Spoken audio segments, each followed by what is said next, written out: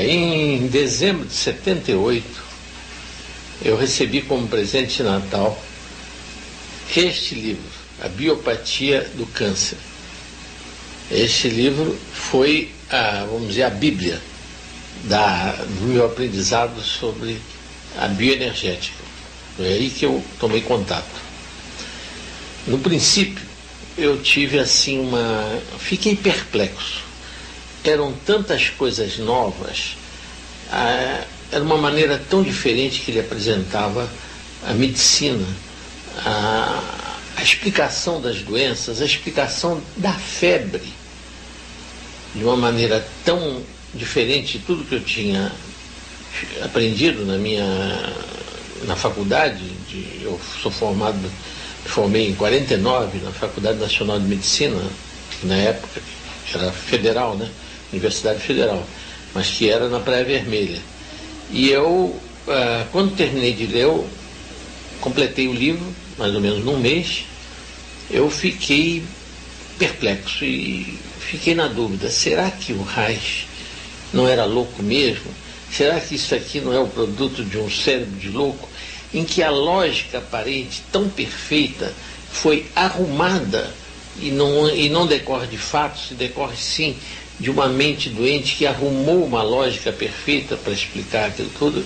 Foi essa perplexidade que eu fui tomado.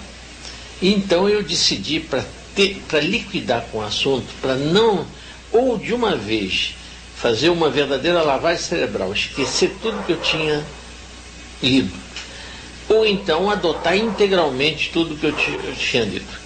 E para isso eu escolhi a experiência que ele fazia com os camundongos. Usava a caixa orgânica em tratamento de câncer, um câncer inoculado nos camundongos, no peritônio, quer dizer, na barriga do camundongo, um líquido contendo as células cancerosas, que era o sarcoma 180, o pior dos cânceres que existe. E esse camundongo era então colocado todo dia meia hora dentro da caixa orgânica. E tinha, segundo Reich, nas experiências que ele relata no livro, tinha uma sobrevida quase triplicada, sem nada mais a não ser o uso de meia hora por dia da caixa orgânica. Então eu fui procurar um serviço onde se fazia a aplicação desse inoculação do sarcoma 180 em camundongos. Era o serviço do professor Oliveira Lima e Magarão, na esquina da rua México com Almirante Barroso. E fui lá e eles me disseram que faziam repicagens contínuas nesses camundongos. Eles morriam em 7 a 9 dias. Após a aplicação, eles morriam. E que ali um serviço patrocinado pela Fundação Rockefeller, que financiava, e eles faziam pesquisa de medicamentos para o câncer. E o camundongo inoculado com o sarcoma 180 era o teste que eles usavam para ver se os medicamentos funcionavam ou não. Medicamentos na área imunológica, medicamentos que estimulassem as defesas. Bom, então eu quis saber qual era a linhagem de camundongos que eles tinham lá. Eles me disseram, e qual a ração que os camundongos comiam, porque a ração pode conter nutrientes que poderiam ser diferentes daquela e produzir efeitos diferentes na evolução da doença. Então eles me contaram, a ração era comprada no Moinho São Cristóvão e o camundongo de uma cepa do Instituto Oswaldo Cruz. Fui no Instituto Oswaldo Cruz, consegui os camundongos, 6 camundongos, e levei para serem inoculados. No mesmo dia que eles faziam a repicagem, que chama inoculação, em 12 camundongos. Então os 12 ficaram lá com eles, como habitualmente, e os 6 eu levei para Jacarepaguá, onde eu construí uma caixa do tamanho que cabia a gaiola com os 6 camundongos, para não ter que pegar os camundongos, era só colocar a gaiola dentro da caixa. Bom, e combinei que eu iria acompanhar por telefone a evolução da doença nos camundongos dele, e ele me diria, e eu contaria o que estava acontecendo com os camundongos que eu estava fazendo a experiência. E o resultado foi que no fim ao 7º dia começaram a morrer os camundongos lá no serviço dos professores de Vieira Lima e Magarão. No 9º dia todos tinham morrido, os 12, e os meus continuavam todos vivos. Quando chegou com 21 dias começaram a morrer os meus, e no 23º dia terminaram todos de morrer. Então tinha havido realmente, a vida desses camundongos tinha triplicado com o uso diário de meia hora da caixa, sem mais nada.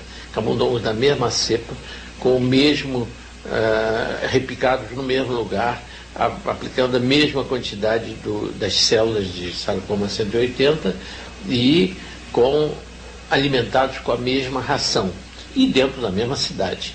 Apenas em vez de ser o centro da cidade era Jacarepaguá, mas não havia essa diferença. E aí eu me convenci que realmente não era uma fantasia do Reich, aquela caixa realmente continha algo que modificava o prognóstico de sobrevida dos camundongos, que foi provado através da experiência.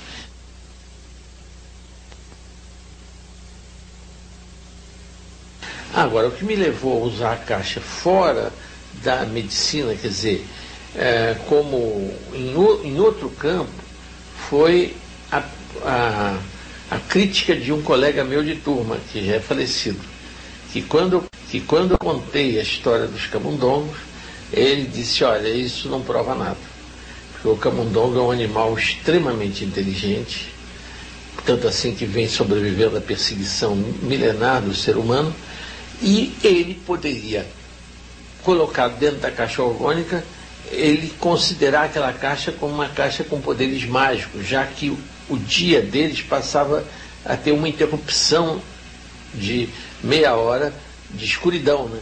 Como se fosse um dia virar 2 dias.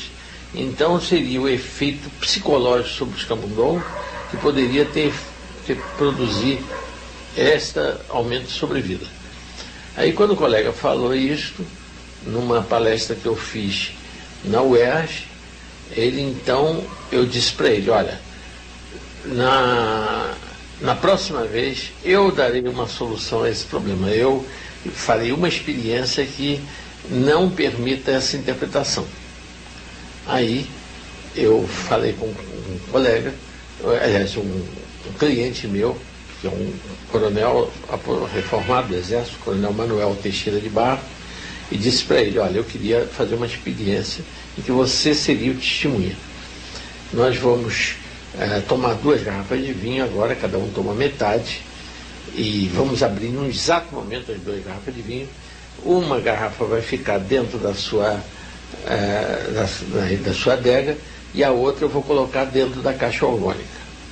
Só que a garrafa que eu vou levar vai ser embrulhada e vedada e assinada e datada por você. E a que vai ficar contigo vai ser assinada por mim, datada e tal. E daqui a 2 meses você vai me avisar, vai me dizer: ó, passaram-se 2 meses e nós vamos conferir o que aconteceu com esse vinho e se há alguma diferença entre o vinho na sua adega e o vinho colocado numa caixa que está no meu quarto. Aí levei esse garrafa de vinho, botei lá na minha caixa e ele deixou lá. Quando chegou o dia preciso, ele telefonou para mim: olha, está no dia de conferir. Tudo bem, então eu fui na casa dele, ele pegou lá a garrafa, estava lá enviolada, fez toda embrulhada direitinho na adega, e ele colocou numa taça e nós não pudemos beber porque era vinagre, não tinha condição de beber. Aí eu fui com ele para minha casa. Chegamos lá numa sala nos fundos da casa, eu fui apanhar a garrafa, aliás, fiz ele apanhar a garrafa, ele viu, examinou, disse: está perfeita como quando eu assinei, está tudo bem. Então vamos beber esse vinho. Aí eu peguei as taças, botei na mesa e disse: agora eu vou experimentar. Experimentei, o vinho estava perfeito, bebi, e ele virou-se para mim e disse: ô Moura, você está tão fanatizado por essa história aí, dessa experiência da caixa, que você está bebendo vinagre. Eu digo, não, eu não estou bebendo vinagre. O vinho está perfeito, está como quando nós abrimos. Aí ele, que é filho de português, que sempre foi criado com vinho, conhece muito bem vinho, adora vinho, era um vinho Chateau Chandon, tinto, as duas garrafas, a minha e a dele, né? Que foi aberta exatamente na mesma hora. E ele então pega a taça, leva a boca e começou a bochechar o vinho. E disse, olha, amor, realmente, esse vinho está melhor do que na hora que nós abrimos.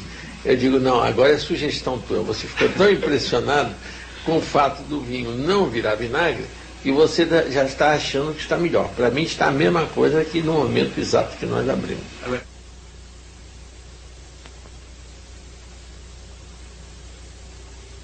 Nesse leite colocado dentro da caixa não ocorre isso. O leite fica gelatinoso por igual, sem separar coalho de soro. Não há coalho. O leite fica como uma gelatina. Se o leite contiver água, separa água, mas não soro. Fica água no fundo, mas água mesmo. Absolutamente água, mais nada. E a explicação que eu tento, ou pelo menos tentei dar ao fato, é o seguinte, que essa energia orgânica, energia que o Reich estudou e inclusive não se colocou em termos de uma energia física, tirou do misticismo e colocou em nível de ciência e estudou as leis e propriedades desta energia. Essa energia é expansora. Por exemplo, o uso da caixa permanentemente, o uso como eu fiz durante anos, faz com que o processo de envelhecimento, quer dizer, a aparência do processo de envelhecimento se retarde. Por exemplo, eu estou usando a caixa desde 1980, 13 anos. 79 eu já usava, mas não usava continuamente, porque ainda estava pesquisando. A 80 é que eu usei até uns 3 anos, praticamente todo dia. Depois, agora eu uso assim 2 vezes por semana, não sinto mesmo necessidade de mais do que isso. E nessa altura eu estava com 55 anos. Hoje eu estou, passado 13 anos, com 68 anos. Eu notei que, eu percebi que para trás o processo de envelhecimento da pele era mais intenso do que aconteceu nesses 13 anos. Nesses 13 anos eu não notei grande diferença da vitalidade da pele. E eu acredito que o princípio básico é o seguinte: a energia é expansora. A falta dela com a idade, como as células se reproduzem em velocidade menor, há uma tendência, e cada vez que uma célula se reproduz, ela dobra a quantidade de energia. Então, quando o organismo está em catabolismo, estão morrendo mais células do que estão nascendo. Então, ocorre que essas células, o nível de energia cai no organismo e as células começam a se contrair, e daí o envelhecimento, o enrugamento da pele vem dessa contração das células. No leite, o que ocorre é exatamente isso. Como a energia é expansora, as moléculas, em lugar de se contrair morrendo, como ocorre quando há o processo normal de transformação do leite em coalhada, né? É isso que ocorre pela morte das células e com o desenvolvimento de micro-organismos. Ao contrário, a energia não permite o desenvolvimento desses micro-organismos, não permite que eles transformem a lactose em ácido lático. Daí o fato do leite, esse leite gelatinoso, não ser ácido. É normal, porque tem gosto de leite, apenas um leite gelatinoso. E as células se expandindo, a membrana dessas células aumentando a tensão dessa membrana, e a soma dessas tensões de membrana total é que faz o leite passar da consistência líquida para gelatinosa. É essa a explicação que eu dou, baseada nessa observação de que essa energia faz com que as células tendem a se expandir, a não se contrair, e o processo de enrugamento pela diminuição da quantidade de líquido, porque a quantidade de líquido no corpo humano vai caindo, vai diminuindo com a idade.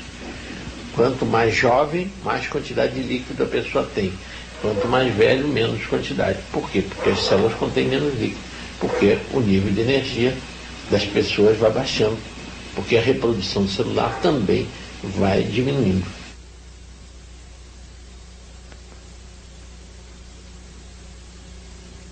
Realmente, o mínimo que o resultado que a caixa produz no câncer é um retardamento da evolução do câncer e uma enorme diminuição da dor que o câncer produz.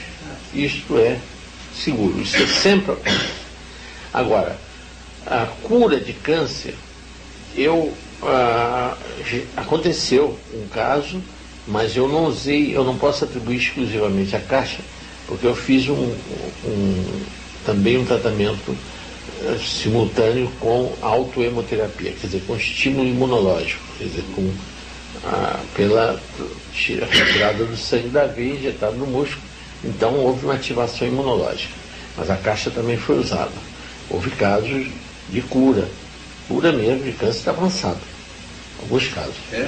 Agora, de qualquer maneira, os pacientes sempre melhoram usando a caixa orgânica. Que melhora, como é que aparece essa melhora? A melhora no sentido de que o câncer evolui muito mais lentamente e incomodando muito menos o paciente, quer dizer, ele sofrendo muito menos com o câncer.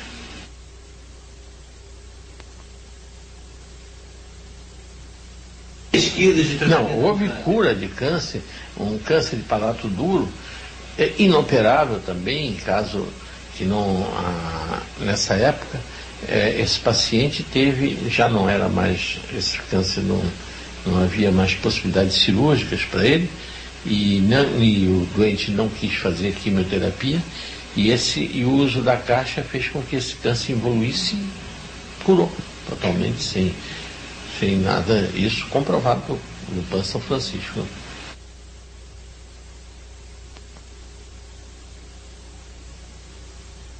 Eu tive o caso de Maria das Dores, que é um caso terminal de câncer, mas que houve as duas coisas. Aí não foi, no caso, não foi autohemoterapia, não. Foi as vacinas do professor Sembranelli, de São Paulo.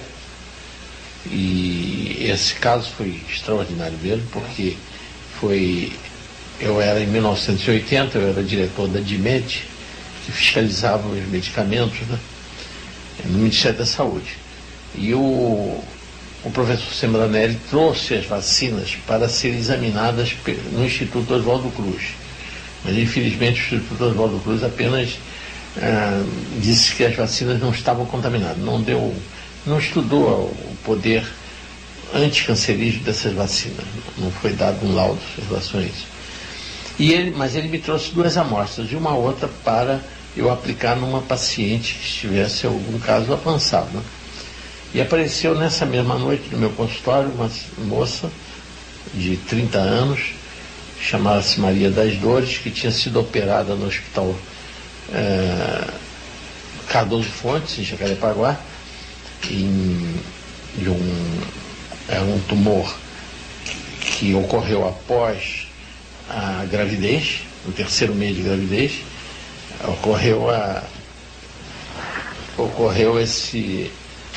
o abdômen dela, quer dizer, após o 3º mês, no fim da gravidez, depois que ela teve uma menina, aos 30 anos de idade, 3 meses depois, o abdômen dela começou a crescer e ela fez uma ultrassonografia e constataram que era um tumor. Aí abriram e não puderam fazer nada, apenas tiraram biópsia, porque o tumor tinha invadido o reto, tinha invadido bexiga, tinha tomado todo o abdômen. Era um carcinoma epidermoide de ovário, que tinha explodido, tinha contaminado tudo. Aí essa moça chegou no meu consultório, carregada pelo marido e a mãe numa cadeira, porque ela já não andava mais. Ela tinha um abdômen enorme e pele e osso sobre as pernas e sobre os braços. Era, vamos dizer, aquela fase caquética final do câncer. Nesse dia, o professor Sembranelli tinha me entregue as vacinas.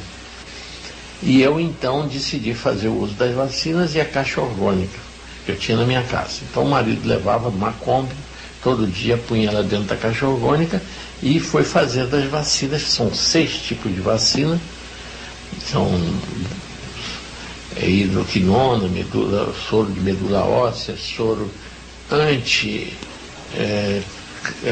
neoplásico, vacina anti-neoplásica. São 6 produtos que são uma sequência de vacina. E ela fez tudo aquilo direitinho. E 3 meses depois, eu um dia me espantei porque minha casa ficava a uma distância de uns 100 metros da rua e eu vi a Maria das Dores, em vez de vir de Kombi, andando. Porque eu já tinha perdido o contato, achei que ela tinha morrido e nem tinha preocupado com aquilo. Ela vinha na minha casa, mas vinha muito cedo, 7 horas da manhã, ela entrava na caixa e eu não via. Aí ela chega assim nessas condições, e até nessa ocasião eu estava usando a caixa orgânica, um senhor com uma doença que chama doença de Raynaud, que fica sem circulação nas pernas. Esse também foi ela que observou que o paciente que tinha as pernas roxas estava ficando com as pernas rosadas. Essa paciente que observou isso. E que eu também não estava acompanhando. Então ela vem andando, entra na caixa e tudo, e eu perguntei a ela como estava. Ela disse, estou cada vez melhor, e já estava com os braços já com carne, né? Pernas também, mas ainda com a barriga grande. E levou 1 ano nesse tratamento. E com as vacinas do professor Sembranelli e a caixa orgânica. No fim de 1 ano, ela estava usando já as calças de antes da gravidez, já estava recomposta todas as pernas e braços, toda a musculatura, tudo já tinha sido recomposto. Eu então mandei que ela voltasse ao Hospital Cardoso Fontes para ser examinada lá, pela ginecologista que a havia operado. E ela, foi um assombro lá quando ela chegou, porque ninguém pensava que ela estivesse viva. Então a ginecologista examinou, e depois de fazer ultrassonografia de novo e fazer exame local e tudo, deu alta a ela dizendo que ela não tinha mais nada, estava curada. Quer dizer, esse foi um câncer terminal. E você acompanhou ela por mais algum período de tempo? Mais de 10 anos depois, até hoje ela é minha cliente. Mais de 10 anos, está viva, perfeita. Não teve mais nada, não mais nada. Apenas ficou estéril, né? Ela já teve essa criança e não pode ter mais filho porque houve destruição dos órgãos que o câncer atacou. Houve uma recomposição, mas deixando as sequelas, né?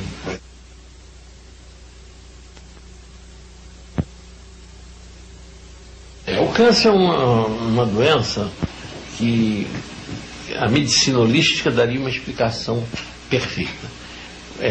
Só existe saúde, segundo Hipócrates, né?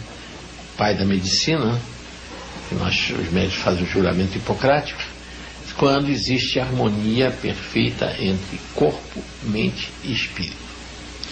E o câncer é uma biopatia atrófica, segundo Reich. Daí o nome do livro dele, A Biopatia do Câncer. Esse livro que foi a base de todo o meu trabalho. Realmente, quando a pessoa não está de bem com a vida, está de mal com a vida, ela se encontra contraída. Ela bloqueia o fluxo energético, ela está tensa.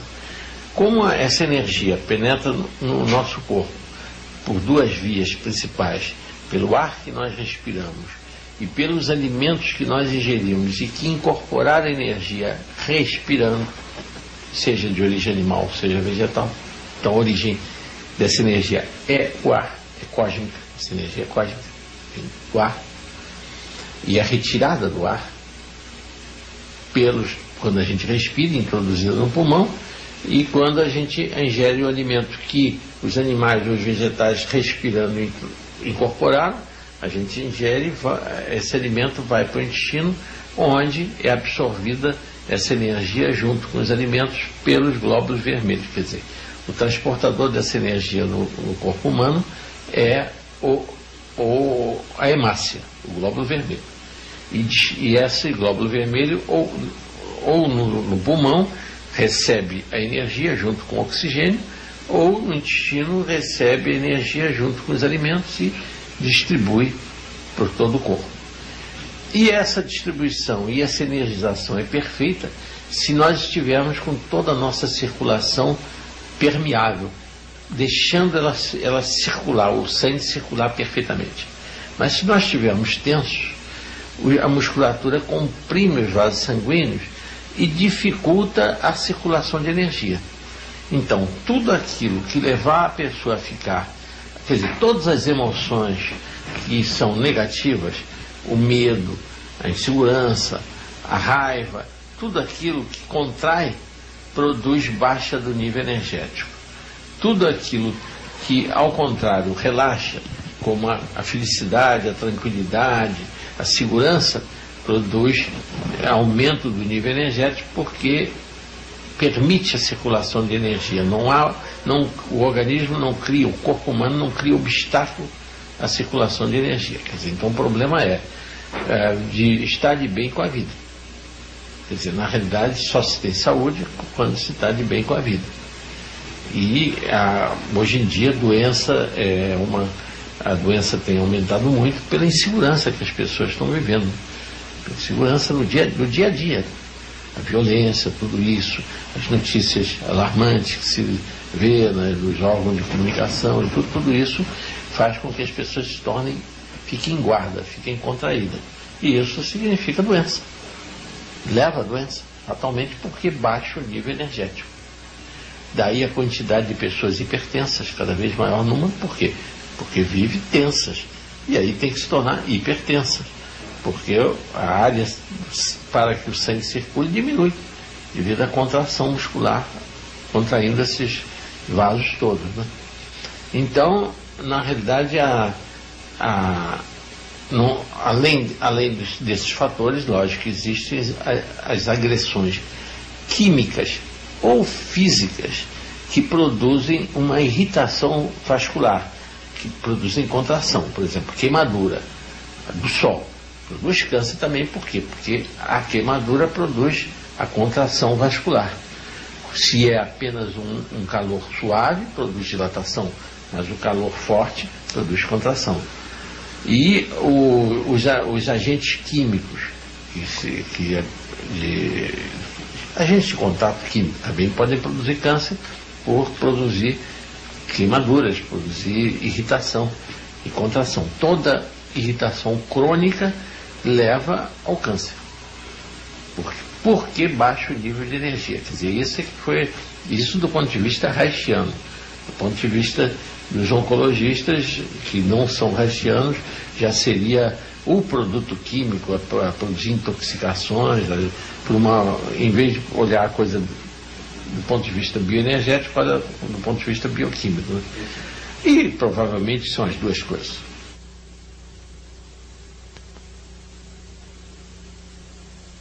Em todas as patologias ligadas ao sistema nervoso, por exemplo, a depressão é o melhor das patologias, que melhor responde ao tratamento da caixa hormônica. Depressão. As neuroses de ansiedade, angústia, por exemplo, a angústia é excelente o tratamento da caixa. Na hipertensão arterial, muito bem.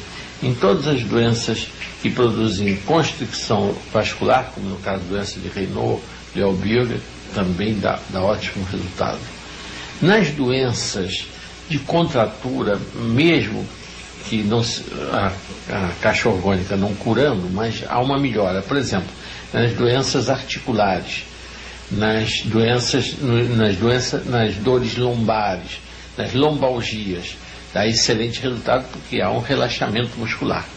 Então, desse relaxamento vem a melhora, porque os nervos comprimidos já deixam de ser tão comprimidos e há uma melhora.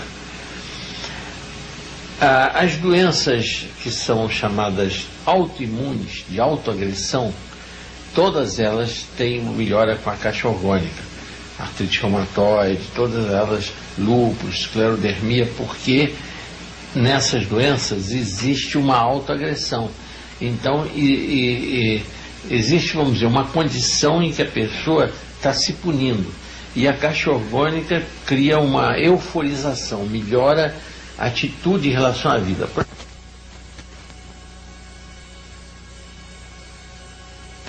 Agora, a caixa, não é só a caixa que funciona. Por exemplo, se a pessoa vai para um clima de montanha, o nível de energia é diferente. Por exemplo, na montanha o nível de energia é muito mais alto do que ao nível do mar, porque essa energia tem uma enorme atração pela água, ela é incorporada pela água. Por exemplo, eu uso também, em lugar de só usar a caixa, para não ter que ficar na caixa todo dia, eu ponho garrafões dentro de água na caixa e só bebo água que fica energizada na caixa. Então assim eu já obtenho energia sem precisar nem ficar na caixa. Lá em Visconde de Mauá eu só bebo vinho, vamos dizer, nas refeições. O vinho vai para a caixa. Então eu estou tomando um vinho, estou tomando a água energizada. Então já é outras maneiras de se obter energia. A altitude lá, 1.300 metros, então muito mais energia do que ao nível do mar, porque a energia vai se incorporando à água. Então, como a fonte de energia é cósmica, ela vem lá de cima, havendo menos vapor d'água, quer dizer, menos 1.300 metros de ar com vapor d'água, há muito menos perda de energia, quer dizer, porque a energia, quando se incorpora à água, quanto mais úmido o tempo, melhor para os vegetais, porque quando então chove ou garoa, aquela energia vai para a terra e os vegetais se dão bem com ela. Mas nós não, quando o tempo está úmido não é saudável para nós, quando o tempo está seco, ensolarado, é muito mais saudável para nós. Quer dizer, a saúde dos animais é melhor com o tempo seco e ensolarado, e dos vegetais ao contrário, quando chove, quando o tempo está úmido, é quando os vegetais se dão melhor. Haja visto a floresta amazônica, né, com um nível de umidade altíssimo lá, luxuriante, né, uma floresta que se desenvolve de uma maneira incrível, né? E já nos lugares secos não, as árvores são muito menores, desenvolvem muito menos, porque falta a energia que é incorporada à água, né? Então a energia o mar, por exemplo, a água do mar tem um nível de energia muito alto. Na tabela que o Reich tem aqui nesse livro, a água do mar é 8, quando a água destilada é 1, a água potável, a água de chuva é 3 e a água potável, essa que nós bebemos, 4. As águas do mar, 8. Por isso que as pessoas, quando tomam banho de mar, se sentem depois relaxadas, dá um sono muito grande, sentem bem. A busca das populações de litoral pelas praias e tudo, é uma busca pela saúde, é para compensar as tensões que a pessoa vive e busca então a praia, né? Uma forma de relaxar.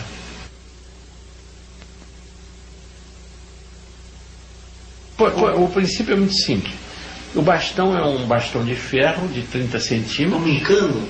Como um cano de ferro. E sobre esse cano se enrolam camadas de papel celofane, que é um material orgânico, e papel de alumínio, esse que se usa em cozinha, que é exatamente 30 centímetros, e que em formas concêntricas. A primeira volta é do papel de alumínio, em contato com ferro. Depois vem o celofane, envolvendo e junto com o alumínio. E no final dá-se 2 voltas de papel celofane sobre o alumínio. Quantas camadas você usa? São 40 camadas aqui. 40 de celofane, depois alumínio. 40 camadas. Agora, esse bastão tanto é um aplicador de energia, para não dizer, se eu tiver deficiente em algum lugar, com falta de energia, com uma dor, qualquer que esteja produzindo, porque a falta de energia dá dor. A gente segura o bastão e aproxima do ponto onde estiver sentindo dor. Aí a energia da mão, e são as mãos e os olhos que mais emitem energia, são as 2 partes do corpo que mais emitem energia, essa energia é projetada sobre o local que a gente quer aplicar. Agora, se ao contrário, se a gente quiser drenar a energia, por exemplo, uma energia doente, Minha mulher uma vez teve uma neurite, depois tive outros pacientes assim. Ficou com a mão esquerda em garra, não podia mais pegar objeto nenhum. Aí eu coloquei, ela segurou o bastão, esse bastão eu liguei um fio, liguei esse fio à água e imediatamente ela teve alívio. O alívio durou poucos minutos, porque logo a água ficava saturada da energia doente. Aí eu tinha que tirar, jogar aquela água fora e pôr outra.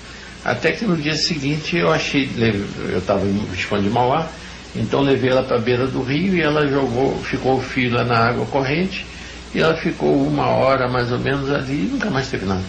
Ficou curada.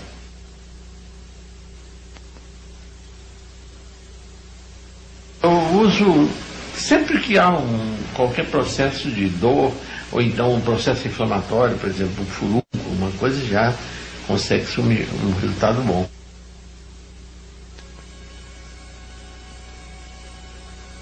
O que é importante se lembrar é o seguinte: se a gente quiser drenar a energia de algum lugar, não pode pegar com a mão, porque daí a mão vai drenar a energia. Tem que colocar um plástico, que o plástico não deixa passar energia alguma. Zero, não passa totalmente, não passa nada. Então, se a gente coloca plástico, a energia não passa. Se usar, por exemplo, algodão, tecido de algodão, a energia passa toda. Se for de poliéster, por exemplo, já passa parte, porque é sintético. Todo material sintético bloqueia a passagem de energia. O algodão deixa passar integralmente.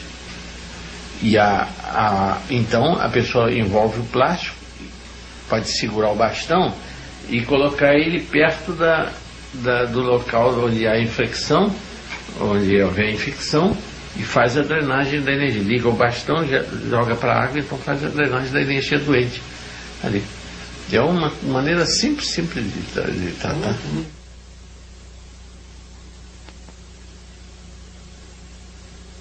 Forma piramidal é uma forma de captação de energia. Por exemplo, debaixo das caixas que eu mando construir, eu mando colocar pirâmides, porque aí eu junto a antena de energia cósmica, que é a pirâmide, com o acumulador, que é a caixa. Desde que seja colocado embaixo, aumenta a potência da caixa. Pirâmide embaixo. De que você coloca? E Eucatex, pirâmide simples, de qualquer madeira. Madeira, desde construída e colocada certamente. Essa aqui, essa forma piramidal, desde que colocada desse lado, paralelo ao norte-sul, ele passa a captar energia. Se a gente coloca em cima dessas pirâmides esta placa, que é de um lado cobre, do outro lado matéria orgânica, isso aqui é um tipo de papelão, um tipo de fibra, então essa matéria orgânica capta, quer dizer, a forma piramidal está captando energia, a matéria orgânica está captando, e quando a gente precisar de aplicar a energia em qualquer lugar, é só colocar a parte do cobre em contato com o local. E tem algumas horas de energia, mais nada. É só isso, colocado e há uma melhora imediata nisso. E esta pequena eu uso para colocar no bolso, por exemplo. Como há uma vida tensa que as pessoas vivem, tudo, as agressões, essa coisa toda, então a gente tem que manter as coronárias dilatadas. Então, essa plaquinha a gente pode usar no bolso. Colocar a plaquinha com a parte do metal em contato com dentro da camisa. Não, se a camisa for de algodão, é total a passagem. Se for de um poliéster com um pouco de algodão, já passa menos, não será o mesmo resultado. Então, se em contato com a pele, seria melhor, né? Mas seria mais complicado colocar, né? Dentro do bolso fica mais simples, né?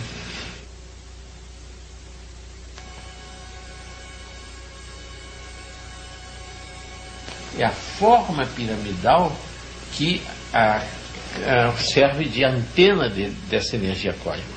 E a caixa é a sequência de materiais, a sequência de material orgânico por fora e o condutor da energia, que é o metal por dentro da caixa, é que faz a captação. É só a sequência de material. Se for invertido, se colocar o ferro por fora, a madeira por dentro da caixa, essa caixa, em vez de beneficiar a pessoa, faria mal, porque iria tirar a energia da pessoa. Mas simples demais, isso aí qualquer carpinteiro pode fazer essa caixa. Qualquer carpinteiro, uma pessoa habilidosa. A primeira caixa e algumas outras caixas pequenas que eu fiz para semente, a caixa para que eu implanto aumenta muito a germinação das sementes, né? Acelera bastante. Então é uma outra aplicação importante. Agricultura também. A aplicação dessa energia pode ser múltipla, né? Energia da vida, né?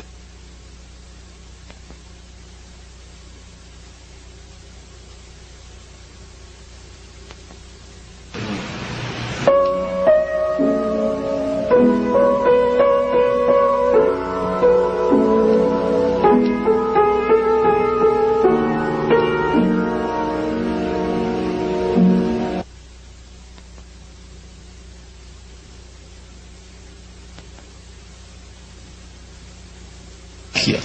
Esse é o esquema da caixa que o Reich usava. Aqui, por dentro, ferro, algodão coton no meio e boar madeira por fora. Aqui ele tinha um termômetro, um de fora da caixa, o outro penetrando na caixa, porque a quantidade de energia é que vai resultar na diferença de temperatura entre o termômetro interno e externo. Quanto maior, significa que a caixa tem mais energia. E essa energia circulando aqui, ó. E aqui ele ainda tinha esse visor, porque quando a escuridão completa, pode-se ver essa energia sob a forma de partículas azuis.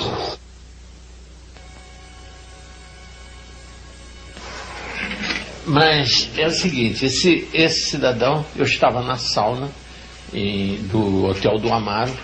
Esse cidadão era o gerente, é o gerente, está lá, chama-se Vieira.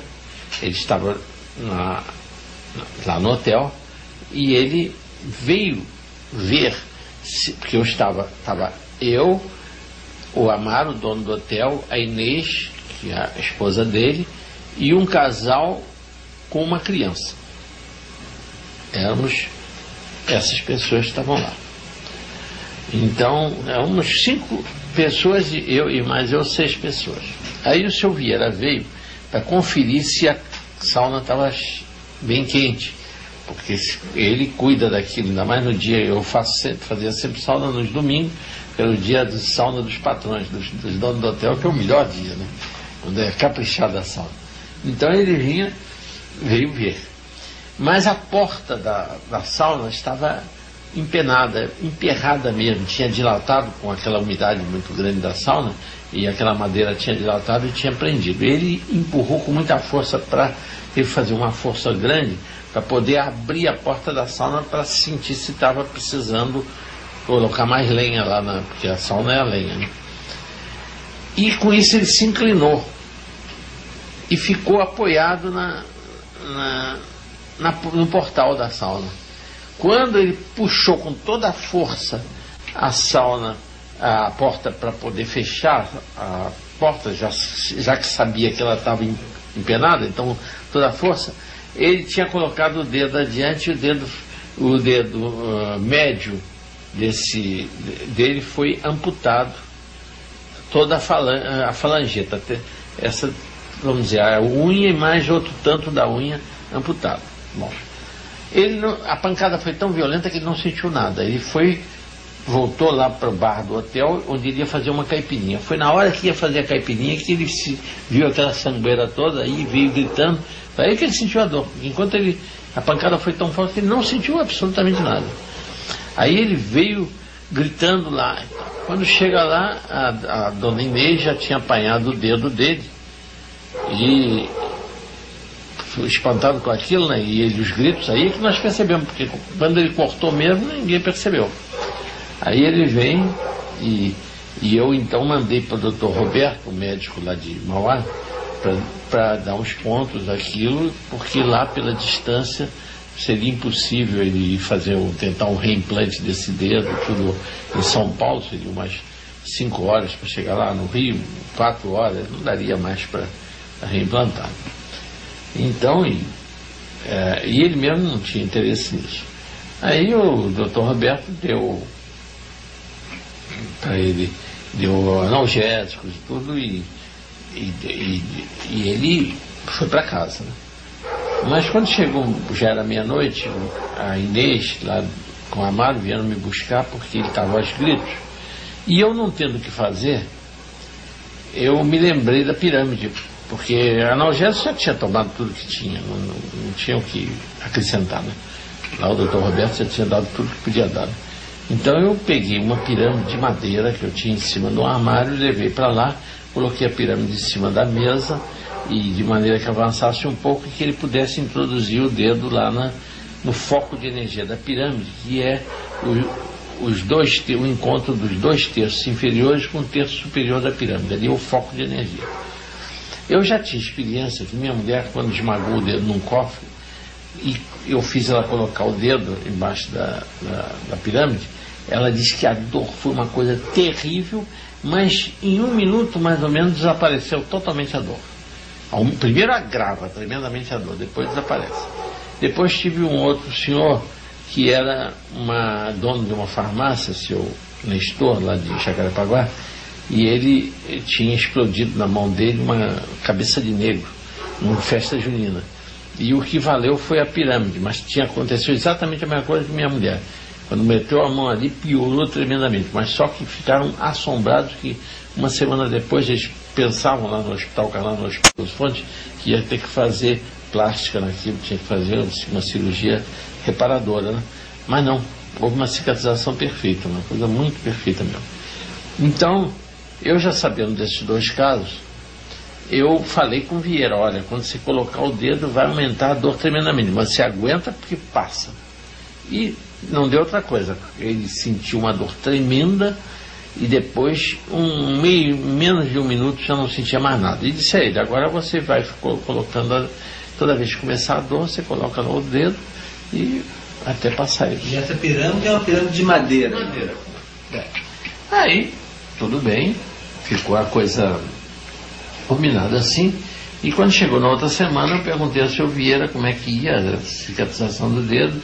Ele disse, tá indo tudo bem, não sei o que. Eu fui em Resende, fizeram até uma radiografia lá e o dedo vai ficar assim mesmo. Então. Bom, e eu esqueci aquilo, porque a finalidade era apenas aliviar a dor e até ajudar a cicatrização. Mas eu não tinha nenhuma pretensão que aquele dedo crescesse, coisa absurda. Então, passado 1 ano e meio, eu estou num domingo na sauna quando o casal estava lá, voltou ao hotel, o casal com a criança, e o senhor teve a curiosidade, perguntou, e como é que ficou o dedo do senhor Vieira? Eu digo, ficou como era de ficar mesmo, ficou um coto de dedo, né? Ficou sem o dedo. Disse, mas eu queria ver como é que está. Bom, terminamos a sauna, fomos para o salão e para tomar a nossa caipirinha, que nós sempre domingo tomamos nossa caipirinha. Então ele pediu a caipirinha e o senhor disse para o senhor Vieira, vem cá, eu quero ver como é que ficou o seu dedo. Aí o senhor Vieira veio, estendeu as mãos e se nós não tivéssemos sentados, cairíamos, né? Porque quando olhamos estava perfeito o dedo dele, com unha perfeita, só havia uma diferença.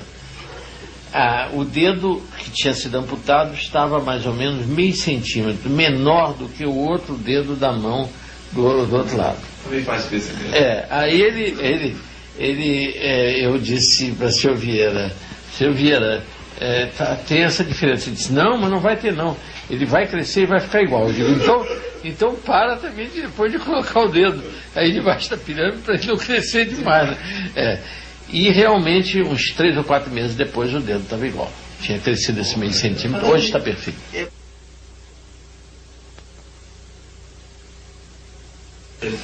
E ele continuou colocando. Quando eu falei com ele, quando eu espantado com o fato do dedo ter crescido, eu disse para ele, mas senhor Vieira, o senhor, como é que isso cresceu assim? Ele disse, eu estou colocando o dedo até hoje lá. Quando o senhor disse que botando o dedo eu estava sentindo aquela dor terrível, que quando colocasse o dedo a dor ia aumentar e depois ela ia desaparecer, e aconteceu, eu achei que podia crescer, o dedo podia crescer. E eu continuei botando o dedo lá para ele crescer. É o que eu disse mesmo, eu digo, mas o meu jamais cresceria porque eu não acreditava nessa possibilidade. Eu não ia continuar colocando o dedo debaixo da pirâmide, nunca. Eu não ia nem acreditar na possibilidade do dedo crescer. Mas como ele acreditou, aconteceu, né? Então ele recriou, a partir do dedo energético, que seria do molde energético do dedo, ele recriou a parte física material do dedo. Na realidade, dentro das ideias haitianas, embora eu não acreditasse, depois desse caso agora eu tenho que acreditar, está dentro das ideias do Reich, porque o Reich considera essa energia como a fronteira entre a matéria viva e a matéria inanimada, vamos dizer, e a energia e a matéria, exatamente a fronteira. E ele tem a experiência Oranur 20, nesse livro, que ele conta quando se desenvolveram partículas com todas as características de matéria viva, inclusive de se organizar em colônias, em grupos, de se reproduzir, os bios, de pulsar e tudo, e a partir de energia pura, sem nada, energia sem massa. Então era possível perfeitamente, só que aquela experiência que eu tinha lido no livro, eu não tinha transposto para a possibilidade de essa energia, vamos dizer, no dedo, transformar a matéria, quer dizer, a matéria poder recompor o molde, o molde energético do dedo.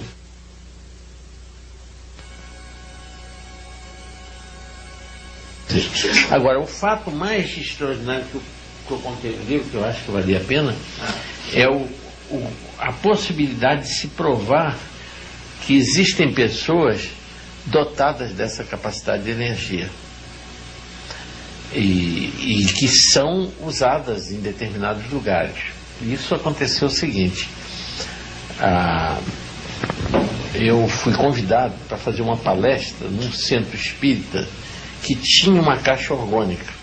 O diretor desse centro espírita, em Jacarepaguá, perto do campo de São Cristóvão, chama-se o Bom Samaritano, esse centro espírita. O diretor é meu cliente muitos anos, o presidente lá do centro espírita, muitos anos. Então ele me convidou para fazer uma palestra sobre o uso da caixa, mas o uso da caixa para doença, porque lá eles fazem tratamentos mediúnicos, com passes, aquela coisa. Então seria a caixa mais uma ajuda, né? Aí eu levei um aparelho que no momento estou em falta porque foi roubado, é um chamado tobiscópio, um aparelho que os acupunturistas usam para localizar os pontos de acupuntura, tobiscópio. Então eu fiz o seguinte: eu peguei 2 bastões, eu fiquei com um bastão na mão direita, na minha mão esquerda, e dei a mão para outras pessoas, né? Fizemos uma corrente de 40 pessoas. E o senhor José, presidente lá do Centro Espírita, pegou com a mão direita outro bastão e deu a mão para os outros. E esses 2 bastões tinham um eletrodo aqui ligado ao tobiscópio, fechando o circuito. Quando todas as pessoas seguraram, fizeram o círculo, imediatamente o aparelho começou a emitir o sinal luminoso, a piscar e apitar. Ele tem um sinal aditivo e luminoso, pip, pip, pip, pip, assim como, e com a luz piscando igual como dessa aí do aparelho que está assim mesmo. Bom, aí eu mandei que cada um fosse soltando a mão, começando pelo meu lado direito. Eu disse: olha, primeiro solte a mão. Imediatamente o aparelho parava. Segundo, soltou a mão. Terceiro, cada um que soltava a mão, cortando a corrente, o aparelho parava de registrar a energia, né? Quando chegou no quinto, que chamava-se Jerônimo, ele soltou a mão e não parou de apitar. Aí eu mandei que ele desse um passo para trás. Não parou. Segundo passo para trás. Não parou. Quando ele foi mais um pouquinho para trás, parou. Então eu estabeleci exatamente o campo de energia dele. Quando chegava fiz ele andar para trás e para diante mais de 50 vezes, estabelecendo um ponto exato em que ele fechava o circuito. A corrente dele, a aura dele... Fazia isso tudo.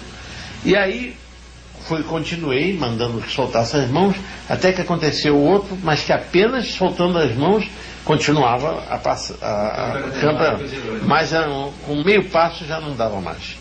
E mais um terceiro idêntico, só o Jerônimo é que dava esse campo todo.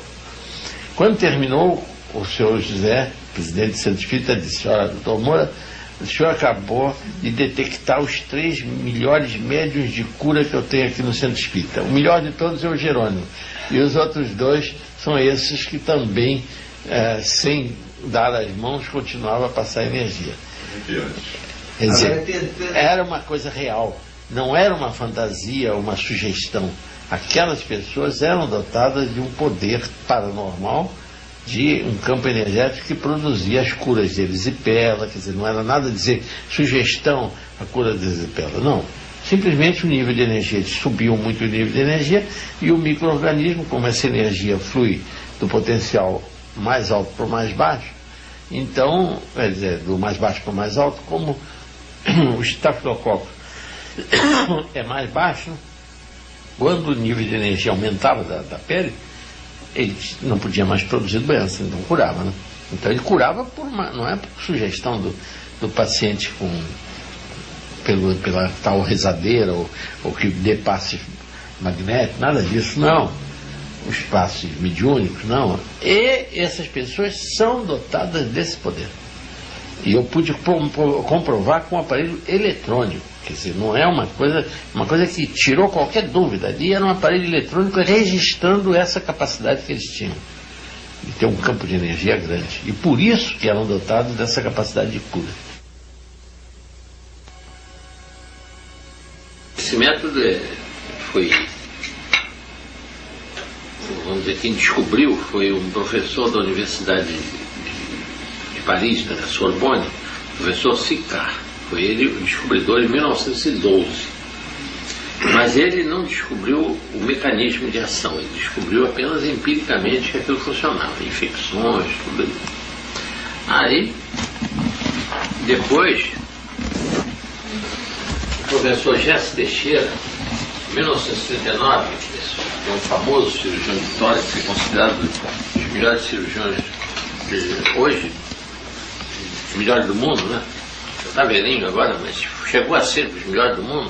Então, o professor Jesse Teixeira resolveu estudar o mecanismo, e descobriu o mecanismo, e o trabalho dele foi premiado pela Academia Nacional de Medicina. Foi o maior prêmio do ano 39, quando ele fez. Em 150 casos que ele operou, ele teve 0% de infecções pós-operatórias. 0. Nenhum cirurgião no mundo teve. Sem uso de antibióticos, sem nada. Ele aplicava hemoterapia quando? Antes da operação? Antes da operação, quando o indivíduo já estava na mesa de operação, anestesiado, tirava 20 centímetros, dava 10 em cada glúteo. E 3 dias depois repetia a dose, né? Depois do doente já no quarto, recuperação. E não havia infecção pós-operatória. Nenhuma. Nada. 0% de infecções. Sem uso de nenhum antibiótico. Depois é que nós começamos, fui eu mesmo que apliquei, eu combinei um trabalho do Jesse Teixeira com outro trabalho do professor Ricardo Veronese, professor que é imunologista, professor de imunologia da Universidade de Santos. Então, o trabalho do Ricardo Veronese, combinado com o Jesse Teixeira, em que o Ricardo Veronese descrevia tudo que um macrófago, que o Jesse Teixeira chamava de monócito, porque no sangue, quando você faz um hemograma, parece monócito, mas quando ele vai para os tecidos, chama macrófago. Então, o macrófago tem as funções mais variadas, por exemplo, evita coagulação, evita e elimina coagulações intravasculares, então serve em trombose, infarto. Elimina colesterol, baixa o nível de colesterol, evita a aterosclerose. Elimina os hormônios, os esteroides, então é usado no acne juvenil, dá ótimo resultado.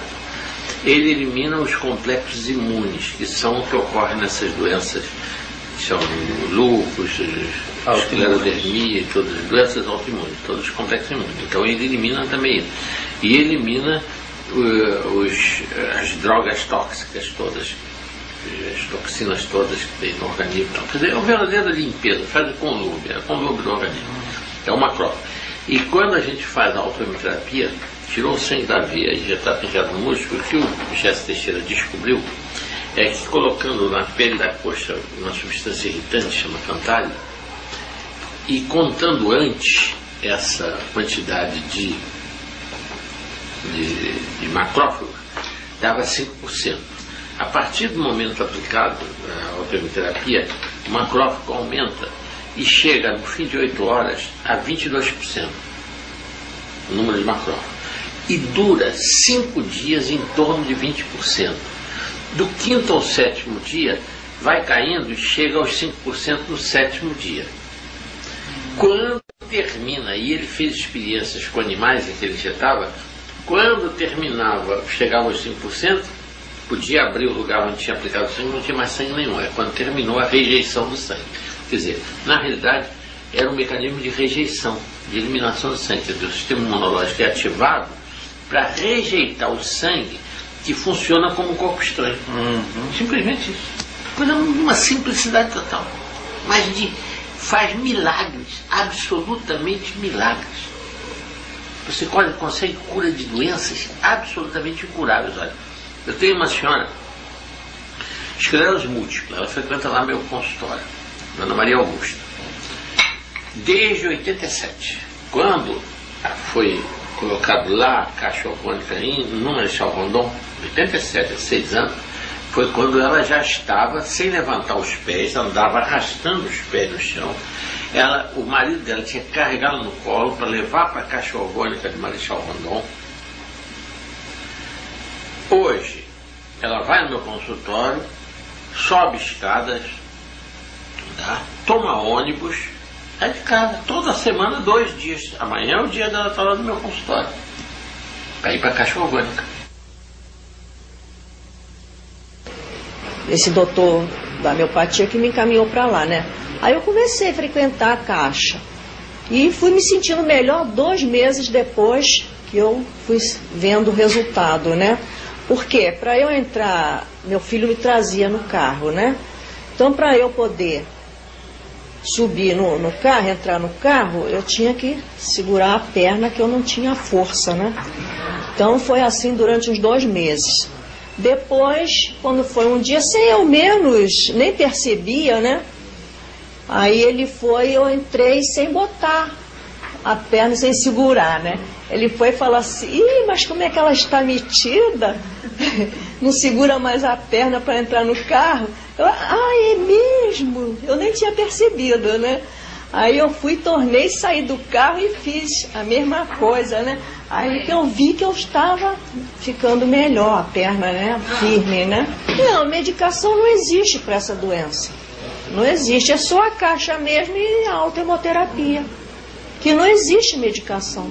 O meu médico, quando diagnosticou, ele falou: Dona Augusta, para a senhora não tem remédio. Não existe remédio, a medicina ainda não tem remédio para o seu caso. O caso da senhora, a tendência da senhora é uma bengala e daí uns anos, daí uns 6, 7 anos, uma cadeira de rodas. A não ser que a doença da senhora se estacione. E justamente ela estacionou e daí para frente veio só a melhorar de acordo com o tratamento que eu vim fazendo na caixa. Porque de outra forma não tinha mesmo remédio, não existe. Eu não tomo remédio. E não existe. Só aqui o doutor, só aqui mesmo na caixa e a autohemoterapia que o doutor Luiz faz em mim.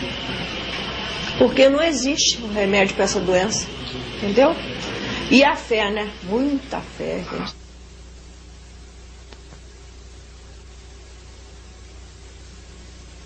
Ah, mas é incrível. Olha, é incrível o que eu consegui.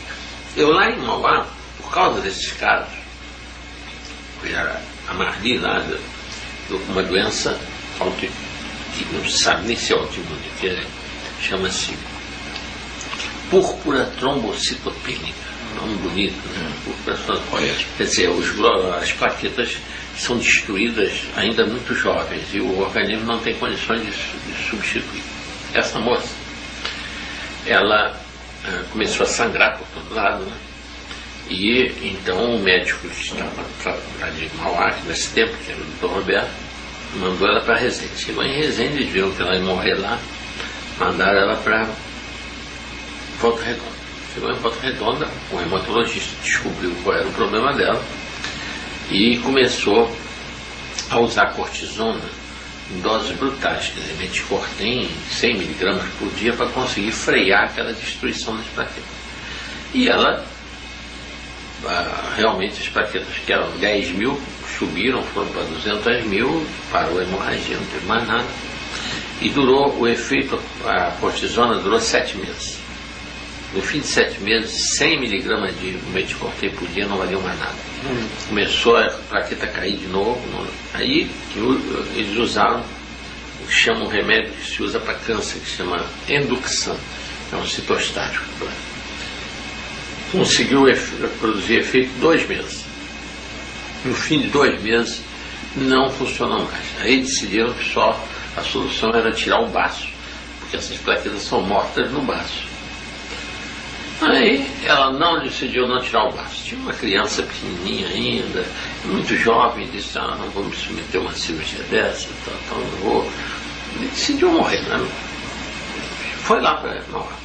Eu mandei ela usar a caixa orgânica, porque aumenta a resistência das plaquetas, a vitalidade dessas plaquetas, como aumentaria o glóbulo vermelho. E fazia autoimunoterapia para desviar a agressão imunológica, e com uma finalidade de desvio. Quer dizer, enquanto ele está ocupado lá com o sangue, está esquecendo lá as plaquetas, né? Bom, resultado, ficou bom.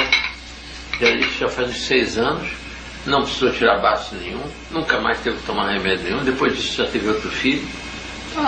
Quer dizer, então isso fez acontecer, esses casos são assim, lendários, né? Ficaram uma coisa assim. Por isso que eu estou lá, eu vou lá, não vou para trabalhar, eu vou para cuidar de horta, que eu gosto de plantar e tudo. Vem gente de Resende lá, de Volta Redonda, de Cruzeiro, gente. Porque, por causa do uso dessa medicina alternativa.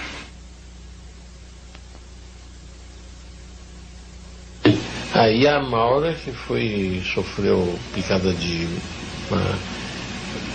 uma aranha armadeira, e que ia ser amputada a perna dela. Chegou a estar em cima de uma mesa de operações para amputar a perna. E na Santa Casa da Misericórdia de Resende. Ela se recusou a amputar a perna, e lá em Mauá, com a autoimunoterapia, a caixa orgânica, a gangrena da perna curou, e ela está hoje perfeita, com a perna dela perfeita.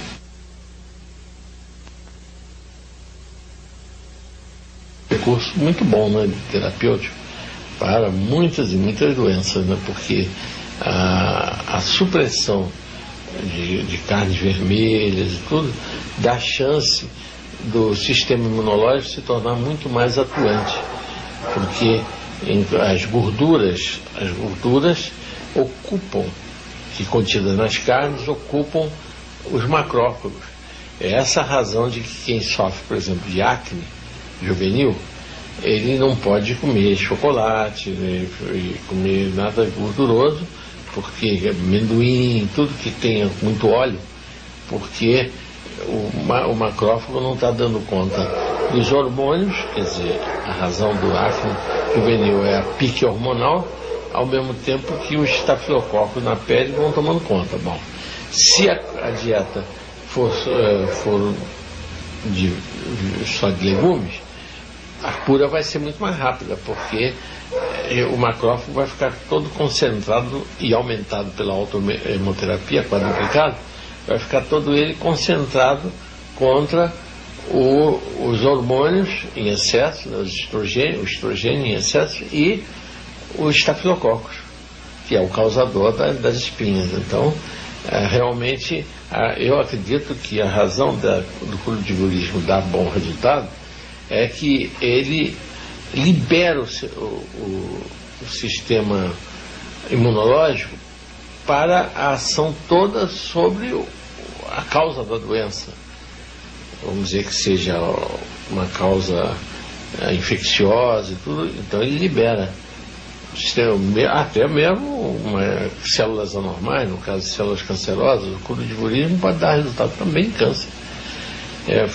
Mas não tem nada a ver com essa descoberta. Foi um médico sueco que descobriu isso.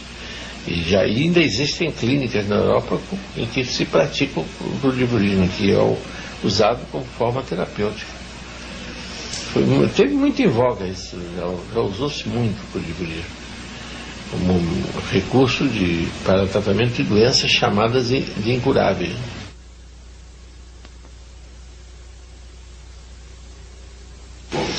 O impetigo é uma infecção estafilocócica também, de pele estafilocócica. O melhor tratamento para impetigo que existe é a autohemoterapia. Nada melhor do que a autohemoterapia. É praticamente milagroso, é uma coisa que resolve rapidamente o impetigo, não tem nenhum problema. A autohemoterapia. Agora, em criança, o único problema é pegar via de criança, a dificuldade disso. Aí, no caso, fazendo todos os exames para comprovar que o adulto não tenha nada doença transmissível pelo sangue, a gente pode fazer o que chama heterohemoterapia, usar o sangue, por exemplo, da mãe da criança, desde que não tenha hepatite, não tenha AIDS, não tenha nada, e aplicar na criança. Não tem nenhum problema quanto ao tipo sanguíneo nem fator RH. Não há necessidade de ser idêntico ao da criança. Não, porque o sangue é aplicado na criança por via intramuscular, então não há risco nenhum de incompatibilidade de sangue. O único cuidado a ter é com doenças infecciosas, possa ver, né?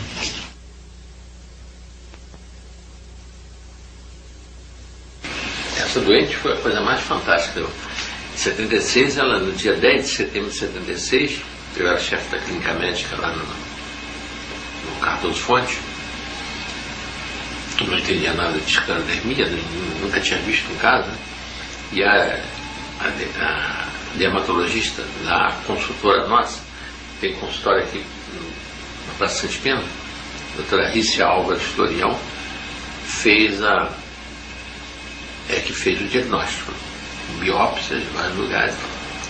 E aí o caso foi apresentado numa aula, né? Nós tínhamos toda segunda-feira uma aula, né, que a gente discutia.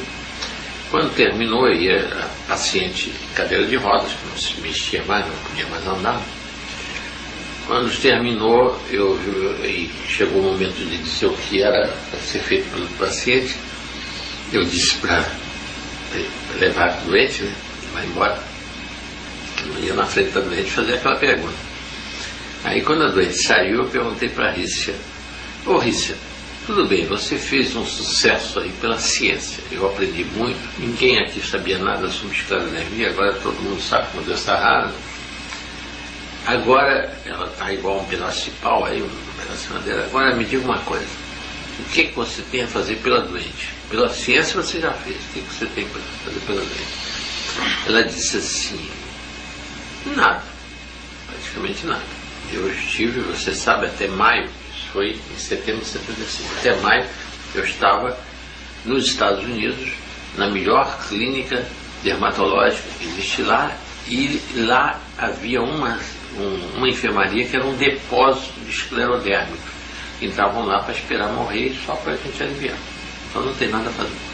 Digo isso, se eu te pedir ao doente, você me entrega a doente para eu tentar fazer um tratamento nela? E ela riu, porque ela fala comigo, porque lá eu dava toda a liberdade, eu, embora fosse chefe, eu dava tudo. E ela, por metade da minha idade, eu digo isso. Ela disse: se eu lá nos Estados Unidos, na melhor clínica, não tinha que fazer nada, eles não faziam absolutamente nada, como é que o senhor quer fazer? Eu digo: não, é que eu tive uma ideia. Pode ser que a ideia funcione. Eu disse, e não tem perigo nenhum essa ideia. É o seguinte: eu sei que isso aí é uma doença autoimune, você agora nos explicou. É uma autoagressão. Se eu desviar essa agressão para outros lugares, ela pode melhorar. E pode até se curar. Ele disse: como vai desviar? Eu digo: eu vou buscar trabalho do Gerson Teixeira, esse trabalho. Vou dizer para vocês aqui, fui em casa, ganhei o trabalho. E aí vocês vão ver que tem lógica, perfeitamente lógica, não é? Isso não existe escrito, ninguém sabe isso até hoje. Mas eu estou deduzindo dessa possibilidade. Quer dizer, em vez de atacar a pele, as articulações, o esôfago, que ela já só podia tomar líquido, não passar mais nada, só líquido, tudo, e estava toda dura assim, braços e pernas, numa angulação quase 90 graus, já não podia andar. Se eu fizer desviar essa agressão para o sangue, eu vou aplicar em 4 lugares diferentes. Por isso que eu digo que aí precisa, dependendo da gravidade. Então eu tirei 20 centímetros e dava 5 em cada braço e 5 em cada nádega. Quer dizer, a finalidade não era os 20 num lugar, era guerrilha, atacar por todos os lados. Bom, dito isso, parece impossível. Isso foi no dia 10 de setembro de 76, que eu comecei o tratamento, e eu fiz com as minhas mãos, dentro da clínica médica do hospital, em que eu é que era o aplicador. Eu fazia a aplicação no leito ali. Diário? Não, de 3 em 3 dias. 3 em 3 dias eu fiz, porque eu precisava de um tratamento maciço. No dia 10 de outubro, essa doente saiu andando do hospital. Andando. Depois de 8 meses de máquina. Andando. E depois de um ano, eu aí, na ilusão, né? Nessa época eu ainda tinha muitas ilusões, eu resolvi, porque eu tinha feito, veja bem, uma documentação fotográfica antes de começar o tratamento. Eu tinha tudo como ela era. Eu tinha feito todo esse tratamento dentro do hospital público, à vista dos colegas, em que eu era o chefe da clínica médica. Todo mundo acompanhando. Aqui. Eu tinha um resultado, um exame histopatológico, anatomopatológico, comprovando a doença. Com uma dermatologista que tinha sido residente médica nos Estados Unidos, tinha vindo de lá, com PhD, daquela cobra mesmo. Então eu tinha tudo ali para fazer um trabalho que era irretorquível, não tinha ninguém que pudesse botar defeito nesse trabalho. Não tinha condição. Porque estava dentro do hospital público, toda a testemunha de todo mundo ali, todo mundo assistindo, e num caso de doença incurável, nas melhores clínicas do mundo, não é nada. Um ano depois, já a doente andando à vontade, vida normal, trabalhando com dor de casa. Bom, quando ela já devia estar igual um pedaço de madeira, né? Às vezes pior. Aí, surgiu em maio, todo ano tem um concurso, Roche Hospital da Aeronáutica. E eu entrei nesse concurso e mandei esse trabalho. Esse trabalho era de a base do trabalho era originalidade. O trabalho mais original é que seria premiado. Minha surpresa, quando eu mandei isso tudo, comprovado, feito dentro do hospital, tudo, quer dizer, não é no meu consultório, à vista de todo mundo, uma doença que não se curava, o trabalho não foi publicado, e o trabalho publicado e premiado foi o efeito da poluição nos escolares da Grande São Paulo, de Erval Pina Ribeiro.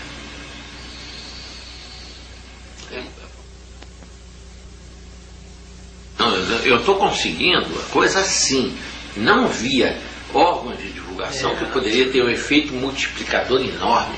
Por exemplo, eu tenho trabalho até publicado, eu trato de asma bronca, tenho curado um horror de pessoas. Eu fui cirurgião há 20 anos e por causa de uma rinite eu tive que descobrir, e foram os argentinos que descobriram isso. Eu apliquei um método argentino, quer dizer, foi um professor da Universidade de Buenos Aires, o professor Pablo Barnado, que escreveu esse trabalho num livro de vitaminas, ele usando as vitaminas, fazendo experiências com doses crescentes de vitaminas. Ele descobriu que a vitamina B2, a riboflavina, em altas doses, inibia o mais grave dos choques alérgicos, que chama choque anafilático, nos cobaios. Então, dando doses maciças no cobaio, o cobaio sensibilizado com a clara de ovo albumina de ouro, primeira aplicação, uma segunda dando 15, 20 dias de intervalo, havia memorização do antígeno, né? Então havia o choque. Todas as cobaias que recebiam a segunda dose da albumina de ouro morriam em choque anafilático, em asfixia. Aí, dando altas doses de riboflavina, foi a única vitamina, a cobaia já não morria. E ele registrou isso no livro dele. Foi a editora Ateneu. O livro chama-se Vitamina. E do professor Pablo Barlaro. Professor de universidade, da Universidade de Buenos Aires. Toda a Faculdade de Medicina de Buenos Aires. Então eu usei aquilo. Eu sofria de uma rinite tremenda. Agora veja. Quando comecei a tomar os comprimidos de riboflavan, que era do laboratório Abbott, até chegar aos 80 miligramas. Quando cheguei a 80 miligramas, minha rinite cessou.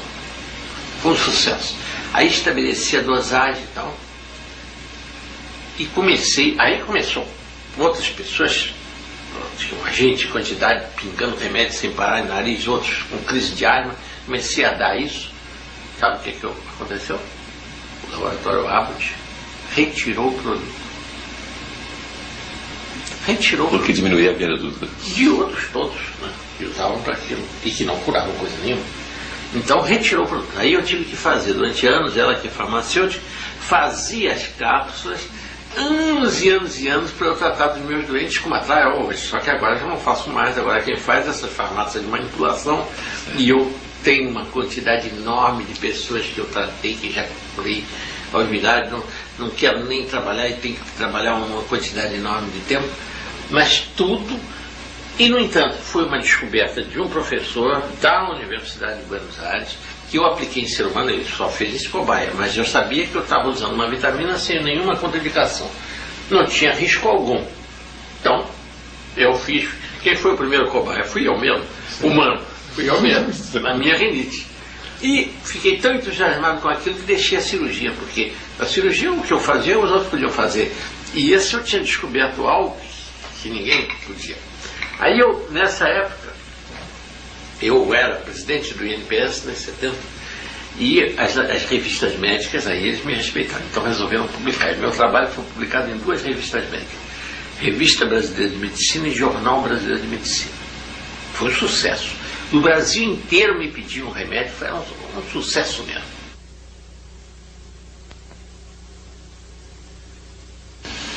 Primeiro, acreditar na sua cura, porque se não acreditar não tem condição.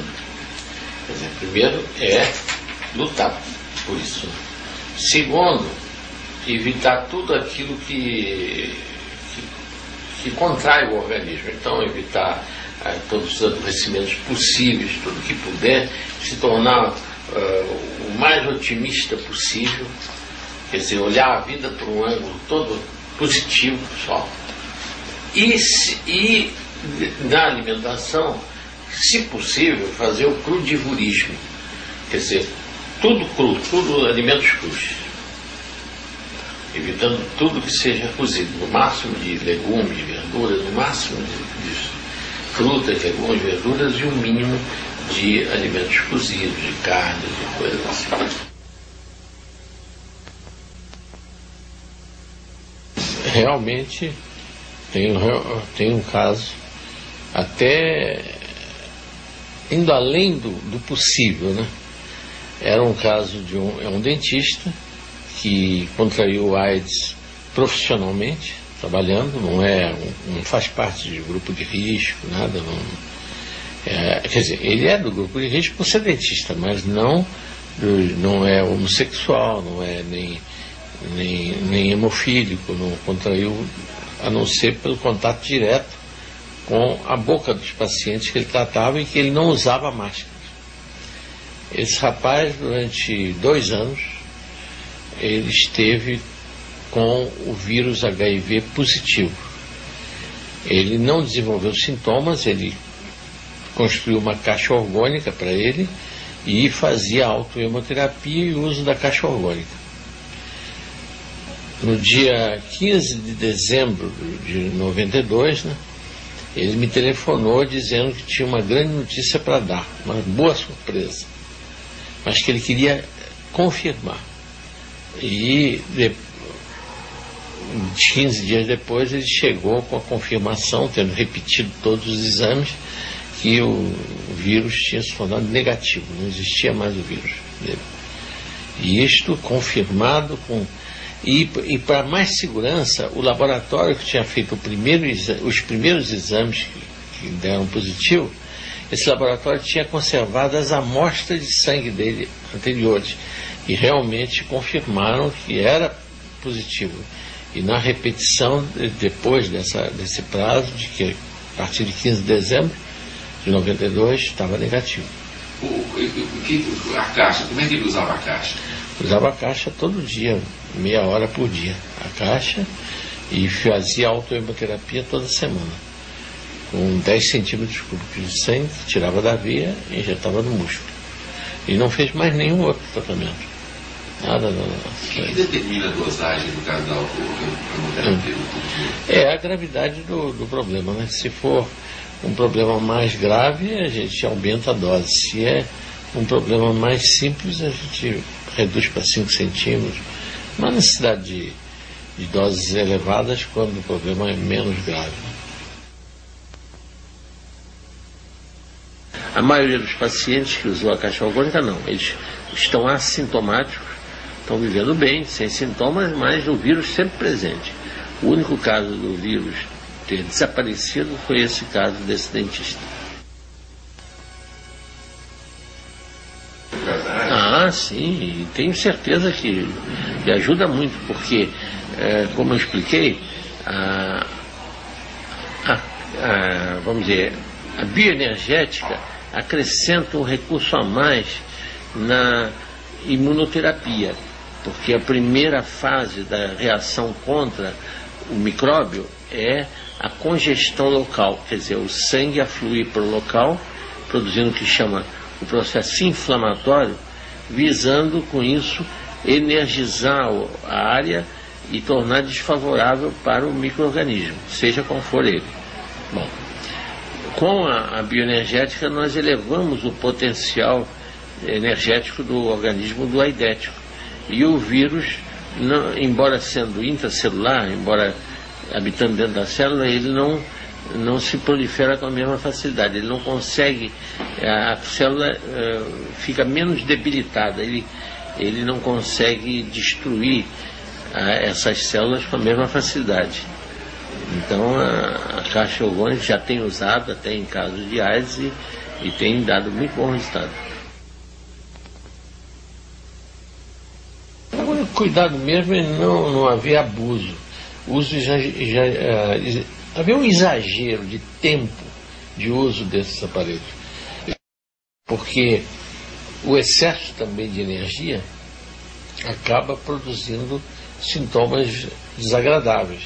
Eu mesmo contei que em vez de usar a caixa meia hora por dia, eu passei a usar 1 hora. Chegou um momento que eu passei a ter uma falta de ar, uma dispneia, que só melhorava eu fazendo esforço, correndo. Em vez de piorar com a corrida, ela melhorava com uma corrida. Eu tinha que sair do automóvel se eu estivesse dirigindo, subir uma rampa, correr, passava na mesma hora o mal-estar da falta de ar.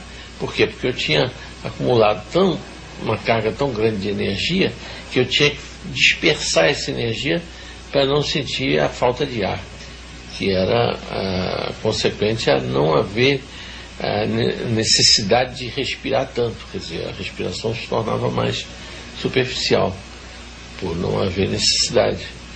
E aí eu tinha que consumir oxigênio, fazendo esforço para voltar à respiração normal.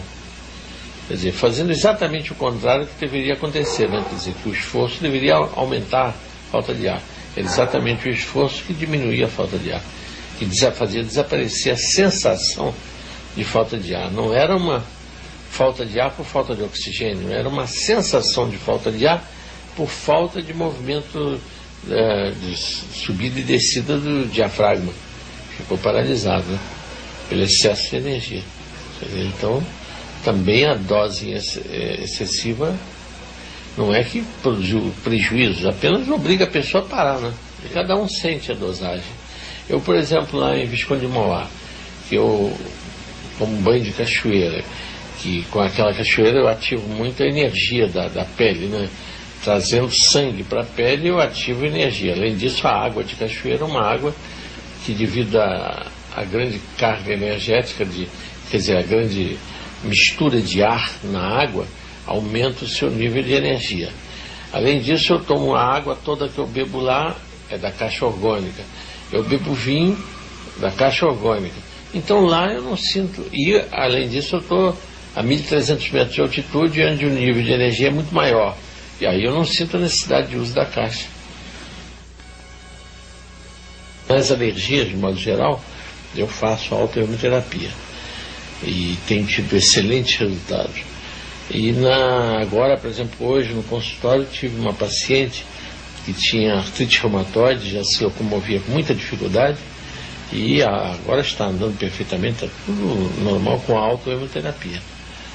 Um ótimo resultado mesmo. Agora, já ela trouxe uma amiga e vai fazer uma caixa orgânica também, já que a doença sendo psicossomática, autoimune, né, a artrite reumatoide, em que o psíquico influi muito no corpo, no somático, a caixa orgânica vai ter um efeito muito bom, porque vai relaxar, vai colocar a paciente numa condição de receptiva até para os tratamentos que se usa, né? No herpes, por exemplo, na herpes zoster, eu tive experiência muito boa com o gerador Atom, reduzindo o prazo de cura do herpes zoster muito rápido, que é um vírus, né? E foi excelente o resultado. E também num caso de uma osteomielite do punho de uma moça que era, nessa época, trabalhava no INPS, e ela era farmacêutica e ela trabalhava no setor de medicina, chama projetos especiais, que eu trabalhava nisso. E ela começou o punho dela, que tinha sido lesado num acidente de automóvel 8 anos atrás, sem que houvesse nenhuma ferida, nada. Quando houve, o pai dela morreu, quer dizer, quando ela entrou em depressão por causa da morte do pai, o punho começou a inchar e ela fez uma radiografia. A radiografia foi compatível com osteomielite. Então foi marcado uma curetagem do punho, dos ossos do punho, né? Hoje eu não recordo de que lado, de que mão era. Mas quando estava já decidido isso, marcado inclusive o dia da internação, foi pedido pelo ortopedista que a havia operado 8 anos antes, que foi pedido os exames todos para ela poder se internar e fazer aquela curetagem. Eu então consegui uma placa para ela, do gerador Atom, e mandei ela colocar. Ela não dormia há dias, e mandei ela colocar no punho aquela placa. A esperança que eu tinha de cura é que o punho é uma articulação delgada, porque essa energia é uma energia orgânica, uma energia de comprimento de onda longo, é de baixa penetração, ela não penetra em grande profundidade. Mas como a lesão no punho era bem superficial, porque o punho é bem delgado, né? Não seria o caso se fosse na coxa, vamos dizer, uma massa muscular muito grande. Eu então achava que era possível. E ela começou a colocar a placa e teve logo melhora, e isso começou numa quinta-feira. Na sexta já conseguiu dormir, sábado começou a desinchar, domingo ela já não sentia nada, e na segunda, quando ela foi na casa de saúde onde ela ia ser internada, ela teve a surpresa de a radiografia, o cirurgião que ia operá-la disse: não, em vista do que houve, vamos radiografar de novo para ver se há necessidade ou não da cirurgia. E ele radiografou de novo e disse: não há mais necessidade nenhuma de cirurgia.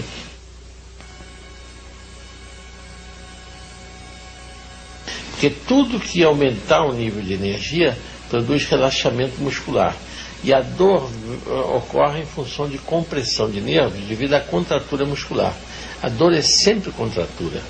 A velha história que sempre o povo, a sabedoria popular, quando coloca a bolsa quente nos lugares onde dói, é certa, certíssima, porque produz o relaxamento, e o relaxamento produz, vamos dizer, uma diminuição da dor, porque os nervos que estão comprimidos pela contratura passam a ficar soltos, deixam de sofrer a compressão, e aí vem o alívio da dor. Então o aquecimento, tudo que produz dilatação vascular e o aquecimento produz dilatação, cede à dor. Ao contrário, o frio, o gelo, a anoxia, a falta de oxigênio nos tecidos pelo congelamento produz dor, e dor intensa. Porque a energia na ponta da energia, ela sai pela ponta dos dedos. O grande emissor de energia são as mãos e os olhos. Como a energia não estava sendo drenada, ela ficou estagnada, uma energia doente. Daí a razão do dedo ir tomando a forma de garra e fechando a mão, em forma de garra. Com a drenagem da energia, dessa energia doente, que o Reich chamava de DOR, Deadly Organ Energy, ele chamava a drenagem para a água, automaticamente vinha para o local uma energia saudável. Saía doente para a água e era substituída por uma energia saudável, que produzia então o relaxamento da musculatura, e o nervo que estava sofrendo compressão deixava de estar comprimido, e havia melhora, como houve simplesmente nem melhora, houve a cura mesmo da neurite. Quando a energia está estagnada, parada, é quando cabe a drenagem de energia. O bom seria se drenar essa energia, jogando lá para a água, e depois colocar energia saudável no lugar. Esse que seria o ideal. A ansiedade é um pouco diferente da angústia. Uma angústia é a falta mesmo de energia. É o bloqueio total da circulação de energia, né, que leva à depressão. A ansiedade é a falta de descarga, gerando uma dificuldade de carga de energia. Quer dizer, a angústia ainda é pior ainda do que a própria ansiedade. A ansiedade é um estágio em que o bloqueio não é... A energia ainda pode circular, enquanto que na angústia há um verdadeiro fechamento, é um anel, são os anéis que chamam, que o Reich descreveu, os vários anéis que nós temos e que bloqueiam a passagem de energia. Então, seja o anel ao nível do pescoço, tem um ao nível do abdômen, do diafragma, anel genital, são vários anéis que nós temos. Até ao nível da vista nós temos também bloqueio também de energia. Anel, aqui temos ao nível das mandíbulas, nós temos outro anel. Então são a circulação de energia que deveria fluir, essa energia fluindo no corpo, pela face ventral, descendo pela ventral e subindo pelo dorso, fazendo essa circulação contínua, ela fica bloqueada. E bloqueada causa doença. É o bloqueio de energia. Os acupunturistas corrigem esse bloqueio através da colocação de agulhas nos pontos de condensação de energia, fazendo ela fluir, né? E aí conseguem a cura do paciente, ou pelo menos o alívio do paciente com as agulhas, né, de acupuntura. E outros usam até os dedos, né, com doim, que dá resultado também.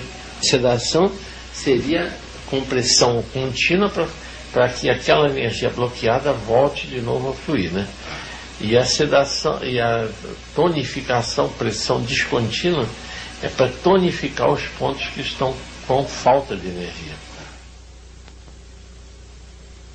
Se puder colocar no sol, melhor, para carregar, para ela ficar mais... Porque ela, na realidade, se autocarrega, porque por fora sendo matéria orgânica, que é algodão, ela tende a captar a energia que está no ar. Ela, em qualquer lugar que ela se encontrar, desde que ela esteja ao ar livre, em contato com o ar, ela se carrega. Agora, o sol ainda incorpora mais energia ainda, quer dizer, a carga será maior no sol, né, se ela receber sol. E aí, como a manta orgânica também, sempre o sol é que por isso que as horas na caixa orgânica, que o nível de energia mais alto é de 8 a 16 horas. É quando o nível de energia chega ao máximo. Depois ele tende a diminuir. Quando o sol desaparece, vai diminuindo, e na madrugada é quando o nível de energia é menor de todos. Agora, o que não se pode usar é quando cai tempestade elétrica, porque aí a qualidade da energia se torna ruim. Aí a dó é a energia que, em vez de ser azul, passa a ser avermelhada. E em vez de ser de polaridade negativa, que é saudável, passa a ser positiva. E em vez de circular de oeste para leste, ela circula de leste para oeste. E houve uma vez que eu tive a impressão que estava vendo centelhas. É quando houve um período muito seco e a umidade caiu a níveis muito baixos. Aí é que se percebe, porque quando o nível de umidade é alto, e é por isso que o Reich via bem essas partículas no hemisfério norte, no lugar que era seco, e aqui nós temos muito mais dificuldade de vê-las, é por causa da umidade. Agora, como teve um período muito seco, não me recordo ainda mais onde foi, mas eu cheguei a ver aquelas fagulhas azuis, mas depois não vi mais. Então, vi uma vez que coincidiu com um período muito grande sem chuva, e muito seco lá. O fumo tem dois prejuízos. Um é o alcatrão, que é o mais grave de tudo, devido ao efeito cancerígeno do alcatrão, que é produzido pela queima do papel do cigarro. Queima do papel, é o papel. Por exemplo, quem não puder deixar de fumar e substituir o cigarro pelo charuto ou pelo cachimbo, já está fazendo um benefício à sua saúde. Porque o pior prejuízo do cigarro é o papel. O efeito cancerígeno do cigarro é a queima do papel, o alcatrão produzido na queima do papel do cigarro. Agora, já a nicotina, que é do próprio tabaco, o efeito dela é muito menos nocivo. O que tem vamos dizer, é a nicotina que cria dependência ao cigarro, ao fumo, de modo geral, porque a nicotina é um alcaloide, como são esses tóxicos que viciam, que não criam dependência. A nicotina cria dependência por ser um alcaloide e impregnar o sistema nervoso. Daí a necessidade do fumante de continuar a fumar, mesmo quando o fumante quer deixar de fumar, ele luta muito devido à dependência criada pela nicotina, o que é o alcaloide. Não é o papel do cigarro que vicia ninguém, a queima do papel. Esse não, esse é o cancerígeno. E o efeito irritativo da própria fumaça sobre o pulmão, produzindo pela irritação a pior das doenças de pulmão, praticamente nivelada com a do câncer de pulmão, que é o enfisema pulmonar, né? Que inutiliza o pulmão, que torna o pulmão inelástico. O pulmão depois não pode mais se expandir, e a morte da pessoa por enfisema é uma morte triste, porque é lenta. É um sofrimento com dispneia gradativa e sempre piora, e sem possível reversão, porque o pulmão já perdeu totalmente a sua elasticidade. As drogas usadas para deixar de fumar, como por exemplo a nicotina, chama-se um produto com nicotina, que contém ácido nicotínico, que é o nicotilés, por exemplo, que é um nome de fantasia, né? Mas é o ácido nicotínico, né? Esse produto, ele ajuda a pessoa a deixar de fumar, porque ele substitui a nicotina do cigarro. E a pessoa, com isso, sente menos a falta da nicotina, do tabaco. Mas há outras coisas que mantêm a dependência, que é a necessidade de manter as mãos ocupadas. E isso o nicotilés, ou o ácido nicotínico, não substitui, né? Aí já vamos dizer, é uma robotização da pessoa no caso do cigarro, que passa a ser o uso automático da mão para pegar o cigarro, para acender o cigarro, para bater o cigarro. E até a fumaça mesmo, a visão da fumaça. Os fumantes dizem que o cigarro é tranquilizante, que se relaxa. Ele não é tranquilizante, ao contrário. Ele até é excitante, até, não é tranquilizante, mas dá esse sentido de ocupação. Quando a pessoa está, por exemplo, as pessoas que dirigem à noite, usam o cigarro como uma maneira de o tempo passar, né? Mas tem muito inconveniente. Quando a medicina ortodoxa não tem os recursos suficientes para resolver os problemas das doenças trazidas pelos pacientes, eu então lanço mão da bioenergética como um recurso a mais para superar dificuldades que eu tenha na clínica, na terapêutica dos pacientes. Quer dizer, então a bioenergética não substituiu totalmente a medicina ortodoxa no meu uso, né? E sim acrescentou um recurso a mais terapêutico. Essa é que é a colocação que eu faço. As doenças, por exemplo, que a medicina ortodoxa não tem recursos contra elas, por exemplo, nas doenças autoimunes, na artrite reumatoide, que os recursos são muito precários, aí eu entro com a bioenergética.